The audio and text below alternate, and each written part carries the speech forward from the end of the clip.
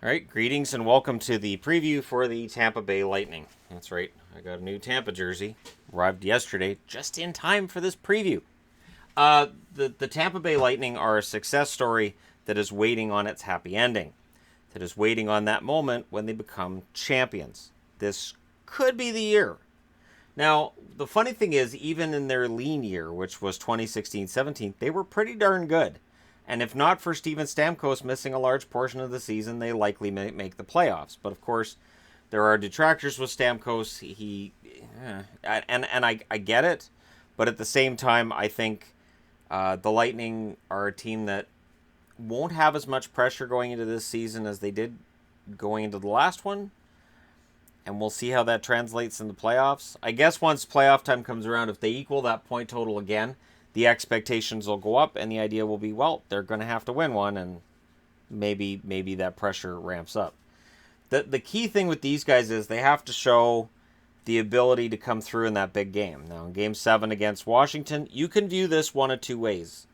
Either Tampa Bay didn't play well, or Washington shut them down. Or both. 27, so I guess that's three ways. That's three. Anyway, 113 points this past season, 94 the year before, 97 the year before that, 108 in 2015, and 101 in 2014. This is an elite team. This is a fantastic team. And yet, they've only made the playoffs 10 out of 26 years in their existence. That's poor. So this run that they're on is the best they've ever had. The only thing missing is that 2004 Stanley Cup doesn't have a partner yet. And they'll be looking to fix that in 2019. And the trick for Steve Yzerman, the GM, and John Cooper, the coach, is getting them over just that little bit.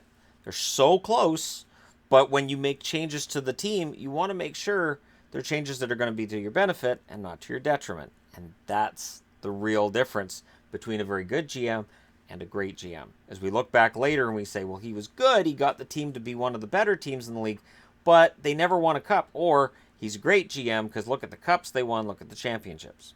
Whether that's fair or not, I mean, he can put the players together, but what they do on the ice is up to them. Top cap hits, of course, Stamkos is number one. He took less money to stay in Tampa than he would have got other places. Victor Hedman, who I think also probably would have got more on the market than he got from Tampa. If anybody would have, done an actual offer sheet. I would love to see just one offer sheet. Just one. Anyways. McDonough's third, Callahan's fourth. I think they'd love to get rid of the Callahan cap hit, but I don't think they're worried about it. And Palat sits at fifth on the list. And Andre Palat's a guy that does a lot of things that don't necessarily translate on the scoreboard, so I don't have a problem with him being fifth on the list. I don't think he's going to be fifth on the list for long because there's this Kucherov guy who is going to be not number one, but he's going to be higher up than where he is right now. The plus player for me is Braden Point. Braden Point gives them that added piece. We all talk about how having elite top two centers can make your team pretty damned impressive, and at least a contender. You look at teams that win Stanley Cups, usually they have a great 1-2 punch at center. Stamkos and Point is an excellent 1-2 punch. Braden Point could very well find himself as the number one center at some point in his career. Now, I don't know when, but he has the skill to do it. The MVP for this team is Victor Hedman. They go as Victor Hedman goes. I could argue Stamkos, but honestly, over the last year, I don't think so. And I would have had Kucherov as the MVP if not for his kind of meltdown in the playoffs. There were a couple of points where he seemed like he melted down, like things were bothering him that as a veteran player on the team, they probably shouldn't. It's one of those learning experiences he can learn from. Minus player, I didn't have anybody. I looked and I thought, geez, I guess if you're a Lightning fan, you say, well, Coburn, or you could argue a couple of guys that maybe you didn't think had a great year, but to actually argue a guy as a minus player, I can't find anybody. Top six forwards, Miller, Stamkos, Kucherov, Palat or Gourde. Let me say that again. Palat or Gourde. Gourde. Anyways, it sounds funny if you say it enough times. Point and Johnson. And I'm well aware that there are a lot of other players who are going to be filling out that third line who could fill on the second line. And honestly, Tampa's depth is intimidating once again. Top four on the blue line looks awfully like a New York Rangers blue line minus Hedman. Girardi, McDonough, and Strollman. And then you've got Sergachev, who may push himself into that fourth spot. Now, I know whenever I talk about the Sergachev trade, Montreal fans point out that he played sheltered minutes, which is true. Sergachev played sheltered minutes and got 40 points, not playing a lot of minutes. He's going to end up in a top 4 role, and I honestly think Sergachev as a defenseman could be a 50 to 60 point defenseman, and that's insane considering they already have Hedman. So what Yzerman has put together in Tampa is really, truly special. And, I mean, even Yanni Gourde is an example. Last summer, he didn't want to lose Gourde to the Vegas Golden Knights, and I thought, well, why would he care? And then I found out. I found out what Tampa fans knew and Tampa management knew, which is a pretty good player. Now in net, they have Vasilevsky and Domingue. The only concern I might have with Tampa is if Vasilevsky wound up being tired or hurt, and they went with Louis Domingue for, say, a week and a half, that's to me is a large drop. Now, Vasilevsky at points last year was quoted as saying he was tired, and then they said it was overplayed. And when I talked about it in a video, there were Tampa Lightning fans that said, yes, he's tired, and there were some that said, no, he isn't. But fatigue shouldn't be a problem now that he's going into his second season as the undisputed starter. He should have that all figured out. The only addition, really, Andy Andreoff, who I don't even know if he projects into the fourth line. I'm not sure. But he's an addition, and we'll see. I think that the key thing with Tampa was, and is, it's not about adding to this team now as much as it's making sure you don't lose a key guy due to the salary cap. There is some magic on this team that it's still under the cap. That's kind of insane. But they're still under the cap, and they're still dangerous. Because look at this. They're in round 3 when they lose this past season. They missed the playoffs the year before. Round 3 in 2016. They lose in the finals in 2015. 2014 is the only time they've been eliminated in the first round. Tampa and Carolina have something in common. They have more than something, actually. They're both Southern teams, and they've both been ridiculed at times for their attendance and for not being really hockey cities. Both of them missed the playoffs a lot over their histories. And yet, when they make the playoffs, they don't usually lose in the first round. They usually go on a bit of a run. Third round? Sure. Finals? Maybe. It's a weird thing with Tampa and Carolina that I think there are a number of other hockey cities that would really enjoy having that kind of success in the playoffs, and it doesn't happen for them for the most part. Tampa is still an excellent team, as evidenced by the fact that when you look at rookies, Alexander Volkov was a guy who came up with and said maybe. Taylor Radish is another one. Radish generated a lot of interest and a lot of attention during his last junior season. And he does project as being a pretty solid, skilled forward for a team that doesn't need more of that. And means that if they do wind up, let's say they end up in a cap situation, they trade off, let's just say Johnson. Let's just say Tyler Johnson goes.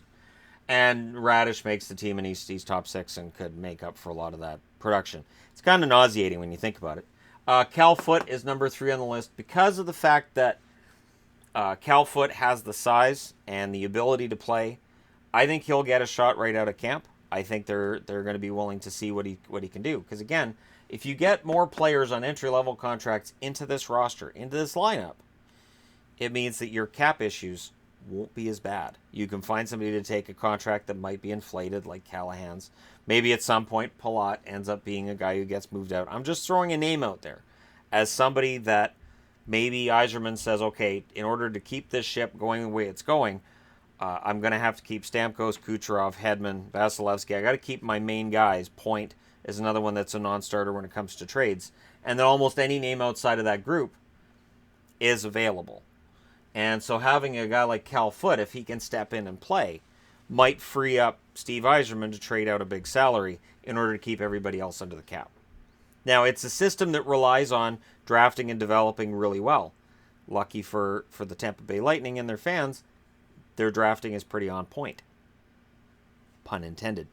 70.3% of the channel said they're going to finish first. So 7 out of 10 say they are the class of the division. 25.2% say they're second. The remarkable thing is, that's 95.5% of the vote. 3.3% of the vote said they're going to finish third. And then it's 0.1% all the way down till 8th. So, honestly, there may be a couple of votes in here that were legit. Honestly, there were obviously going to be some votes that were just in jest, like, oh, we're going to turn it all upside down just to wreck it. But the voting really shows that Tampa Bay is seen as being the class of their division. So where do I see them finishing? Honestly, I have them second. I have them second in the Atlantic. I have them second in the Atlantic because they have 113 points this past season, but they lost in the playoffs. Now, the smart money would be that they'll repeat, and they may. But to me, I look at what Washington did this past year as an example. Washington's a team that lingers around, and they finally win a Stanley Cup. Now, they finished first in their division, but in terms of actual points and wins and how they played during the regular season, they weren't as good. And I think even Adam would admit that they weren't as good during the regular season as they had been the previous 2 seasons. But in the playoffs, they were on point. They were ready for the playoffs. I could see Tampa going through a couple of dry spells this year. A bit of a fallback in the standings. Not a lot. Falling to second in your division is not a huge drop. But then managing to win a Stanley Cup. Now, I'm not saying I'm taking them to win a Stanley Cup right now because I think I took them last summer, and that didn't work out so well. But again, they got to Game 7 of the conference finals, so it's not like I took a team that got swept in the first round or anything. They just weren't able to knock off a very determined Washington Capitals team. But again, they have all of the same kinds of stories that the Capitals had. You look at Stamkos. What's the storyline with Stamkos right now? He can't win a big game. He's never going to win a championship. It started to become kind of a conversation there, same as it was with Ovechkin.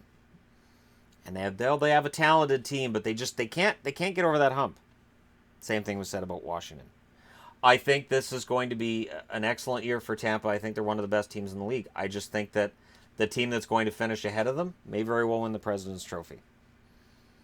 Because, again, just looking at things and just being honest, I think Tampa has an amazing team. We may see a run at the top of this division like what we saw with Nashville and Winnipeg this past year in the Central.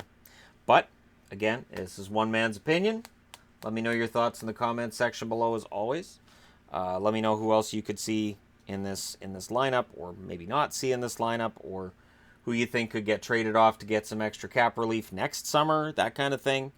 And what you think their chances are of winning their second Stanley Cup in their franchise's history. There you go. Thank you guys so much for watching, though. Thank you to each and every person who's subscribed to this channel, past 57,000. I humbly thank you all for subscribing, and promise to continue with other series once this series is done. So stay tuned. I'll talk to you again soon.